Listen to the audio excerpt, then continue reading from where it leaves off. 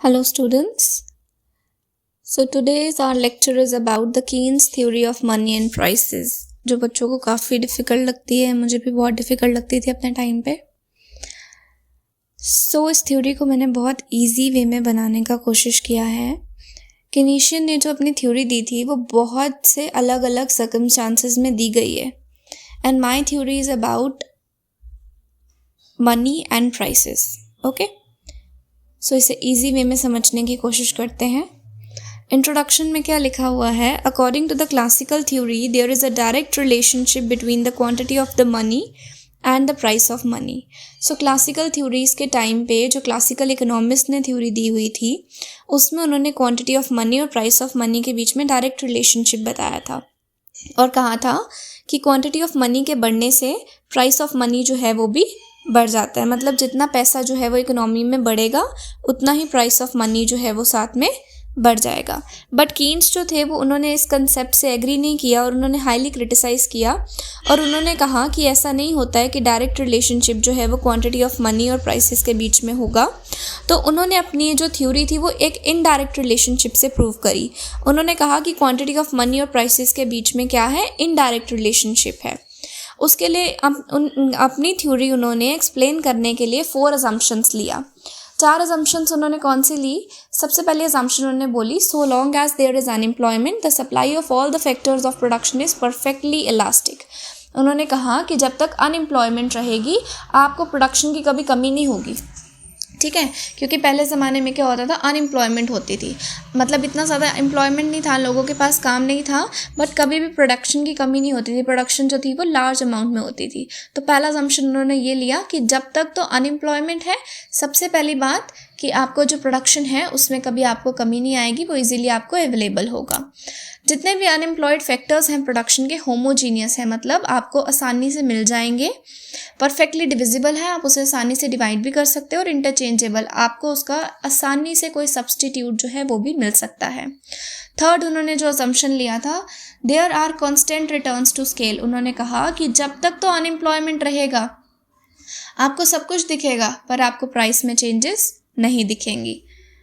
Effective demand and quantity of money change in the same proportion so long as there are unemployed resources। तो इसमें भी उन्होंने यही कहा कि जब तक अनएम्प्लॉयमेंट रहेगी आपको डिमांड और क्वांटिटी ऑफ मनी ये दोनों ही साथ साथ में चेंज होती हुई दिखेगी। ये नहीं है कि एक हाई लेवल पे चेंज हो रही है, कम लेवल पे चेंज हो रही है, दोनों जो है वो सेम प्रपोर्शन में चेंज होगी और इसके साथ आपको प्राइसेस में कोई भी असर नहीं दिखेगा।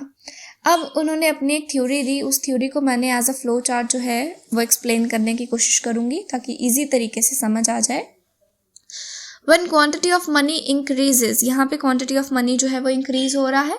उन्होंने कहा जब क्वांटिटी ऑफ मनी इंक्रीज करता है तो रेट ऑफ इंटरेस्ट खुद ब खुद कम हो जाता है। जब रेट ऑफ इंटरेस्ट कम हो जाएगा तो खुद ब खुद लोग जो हैं वो पैसा इन्वेस्ट करना ज़्यादा कर देंगे। तो क्वांटिटी ऑफ मनी के बढ़ने से रेट ऑफ इंटरेस्ट तो कम हो जाता है, पर रेट ऑफ इंटरेस्ट के कम होने से पैसा जो है वो इन्वेस्ट होना ज़्यादा अमाउंट में शुरू हो जाता है। तो वॉल्यूम ऑफ इन्वेस्टमेंट बढ़ गया। जैसे ही इन्वेस्टमेंट बढ़ जाएगी, लोगों की इन्वेस्टमेंट बढ़ने शुरू हो जाएगी, लोग अपना पैसा इन्वेस्ट करना शुरू कर देंगे, तो due to the multiplier effect आपको 3 इफेक्ट्स दिखेंगे। आपकी इनकम भी इंक्रीज करेगी, आउटपुट भी इंक्रीज करेगा और एम्प्लॉयमेंट भी इंक्रीज करेगी। ऑफ कोर्स नॉर्मल सी बात है, जब पैसा इकोनॉमी में ज़्यादा जनरेट होने लग जाएगा, लोग इन्वेस्टमेंट करना ज़्यादा जल्दी शुरू कर देंगे या ज़्यादा अच्छे से शुरू कर देंगे, तो हमें इनकम में भी चेंज दिखेगा, आउटपुट भी अच्छा आएगा और एम्प्लॉयमेंट जो है वो भी हमारी बढ़ेगी। सो इसको हम एज अ समराइज करके देखते हैं। जब एम्प्लॉयमेंट नहीं है तो आउटपुट और क्वांटिटी ऑफ मनी दोनों सेम प्रोपोर्शन में चेंज होंगे पर प्राइसेस में चेंज नहीं दिखेगा। जैसे कि मैंने यहाँ पे बोला कि यहाँ पे एम्प्लॉयमेंट नहीं है, इसका मतलब अनएम्प्लॉयमेंट है, तो अनएम्प्लॉयमेंट के आगे टिक करा, आपको आउटपुट भी दिखेगा, क्वांटिटी ऑफ मनी भी चेंज होगा पर प्राइसेस में कोई भी असर नहीं दिखेगा। अब एम्प्लॉयमेंट आ गई, जैसे एम्प्लॉयमेंट आ गई तो आपको आउटपुट दिखना बंद हो जाएगा और आपको प्राइसेस में चेंजेस दिखने शुरू हो जाएंगे। सो When there is unemployment, output changes with money supply and prices does not change. Unemployment था तो output जो है वो money supply के साथ change हुआ पर prices में कोई भी असर नहीं आया. पर जैसे ही एम्प्लॉयमेंट आ गई तो हमें यहाँ पे ग्राफ में दिख रहा है सेकंड वाले में जो बी वाली इमेज है उसमें आपको प्राइस कर्व जो है वो दिखनी शुरू हो गई क्योंकि मनी सप्लाई के साथ साथ किस में चेंजेस आने लग गए, प्राइस में. फर्स्ट इमेज में मनी सप्लाई में किसके साथ चेंजेस आ रहे थे, आउटपुट कर्व में, और दोनों साथ साथ चल रहे थे. जबकि सेकंड इमेज में जब एम्प्लॉयमेंट आ गई तो आउटपुट तो कांस्टेंट रह गया, मनी सप्लाई के साथ किसकी चेंजेस आने लग गई, प्राइसेस की. सो ये हमारी ग्राफिकल रिप्रेजेंटेशन थी. अब केनिशियन थ्योरी जो थी वो किस तरीके से बाकी थ्योरी से सुपेरियर थी. एक तो सबसे पहले अभी हमने नोटिस किया होगा सबसे पहले पॉइंट में कि हमने जो क्लासिकल थ्योरीज पढ़ी हैं उन क्लासिकल थ्योरीज में डायरेक्ट रिलेशनशिप शो होता है, जबकि उन्होंने इनडायरेक्ट रिलेशनशिप जो है वो क्वांटिटी ऑफ मनी और प्राइसेस में शो करा कि जब क्वांटिटी ऑफ मनी जो है वो और प्राइसेस इन दोनों में इनडायरेक्ट रिलेशनशिप होगा. अगर एक बढ़ेगा तो दूसरा कम होगा, अगर प्राइसेस बढ़ेंगे तो क्वांटिटी ऑफ मनी कम हो जाएगा.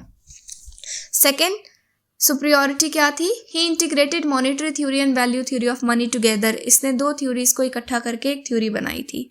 He explains the concept of true inflation. He said true inflation starts only after the full employment. उन्होंने इन्फ्लेशन के कंसेप्ट को यहाँ पे बिल्कुल एक्सप्लेन करा है. उन्होंने कहा जैसे ही एम्प्लॉयमेंट फुल्ली अचीव हो जाएगी तो आपको प्राइसेस में चेंजेस दिखने शुरू हो जाएंगे. फोर्थ, रेट ऑफ इंटरेस्ट का कंसेप्ट लाया केनिशियन थ्योरी ने, जो कि किसी ने भी नहीं लाया था. उन्होंने रेट ऑफ इंटरेस्ट के कंसेप्ट को एक्सप्लेन करा था. जैसे हमने थ्योरी में पढ़ा था कि क्वांटिटी ऑफ मनी के बढ़ने से रेट ऑफ इंटरेस्ट कम हो जाएगा, तो यहाँ पे उन्होंने एक रेट ऑफ इंटरेस्ट के कंसेप्ट की बात की थी. ये elaborate the concept of employment and unemployment. साथ ही में एम्प्लॉयमेंट और अनएम्प्लॉयमेंट दोनों के कंसेप्ट्स को आसानी से और अच्छे तरीके से एलेबोरेट किया गया ताकि हमें समझ आए कि अनएम्प्लॉयमेंट के टाइम पे हमें आउटपुट दिखेगा और एम्प्लॉयमेंट के टाइप में हमें प्राइसेस में चेंज दिखेगा. बट ऐसा तो नहीं हो सकता कि कोई भी थ्योरी बिना क्रिटिसिज्म के सक्सेसफुल हो जाती है. अच्छे से हर थ्योरी को क्रिटिसिज्म मिलता है, तो केन्स की थ्योरी को भी क्रिटिसिज्म मिला. एक तो ये जो थ्योरी थी ये शॉर्ट रन पे बेस थी, ये लॉन्ग रन पे बेस नहीं थी. इसे लॉन्ग रन तरीके से नहीं देखा गया, सिर्फ शॉर्ट टर्म पे अप्लाई करने के लिए इस थ्योरी को बनाया गया था. सेकेंड इसका क्रिटिसिज्म क्या आ जाएगा कि अनरियलिस्टिक अजम्पशंस के ऊपर इसे बेस किया गया ऑफ क्लोज्ड इकोनॉमी. अब इसका क्या मतलब है, इन्होंने इकोनॉमी को एक क्लोज्ड तरीके से जो है वो एक्सप्लेन करा है. यहाँ पे उन्होंने ना ही इंपोर्ट का बात करा है ना ही एक्सपोर्ट का बात करा है कि हमारे जो प्रोडक्शन है वो इंपोर्ट और एक्सपोर्ट भी होती है, तो यहाँ पे कोई चीज़ नहीं बताई गई. सो इस चीज़ में क्रिटिसिज्म जो था केनिशियन थ्योरी को मिला. सो अगर हमें कंक्लूड करना हो, सबको कंक्लूजन देना हो कि अभी तक हमने क्या पढ़ा, तो अभी तक हमने देखा कि Keynes theory of money and prices जो है क्लासिकल थ्योरी से तो अच्छी है, बट अभी हमने देखा इसका क्रिटिसिज्म था कि शॉर्ट रन में ये थ्योरी एप्लीकेबल है, लॉन्ग रन में थ्योरी एप्लीकेबल नहीं है. क्लासिकल इकोनॉमिस्ट ने मनी सप्लाई का जो है वो बताया है पूरा कि जैसे जैसे एम्प्लॉयमेंट जो है आप अचीव कर जाओगे, अनएम्प्लॉयमेंट में पहुंच जाओगे तो कौन कौन से चेंजेस आएंगे. सो कंक्लूजन में इन्होंने बेसिकली पूरा कंक्लूड करके बताया कि एम्प्लॉयमेंट की स्टेजेस पे आपको क्या क्या चीज़ें देखने को मिलेंगी, अनएम्प्लॉयमेंट की स्टेजेस पे क्या क्या देखने को चीज़ें मिलेंगी. सो इस तरीके से केनिशियन थ्योरी ने एम्प्लॉयमेंट और अनएम्प्लॉयमेंट के कंसेप्ट को फुल्ली एलेबोरेट करा है और एक्सप्लेन किया है कि इन दोनों में इनडायरेक्ट रिलेशनशिप होता है, किसमें, क्वांटिटी ऑफ मनी और प्राइसेस ऑफ मनी में. और बाकी थ्योरीज को इन्होंने बोला कि ये थ्योरी जो है वो गलत है, उसे हाईली क्रिटिसाइज किया और अपनी इस थ्योरी को बताया. So hope you understand this theory in a easy way.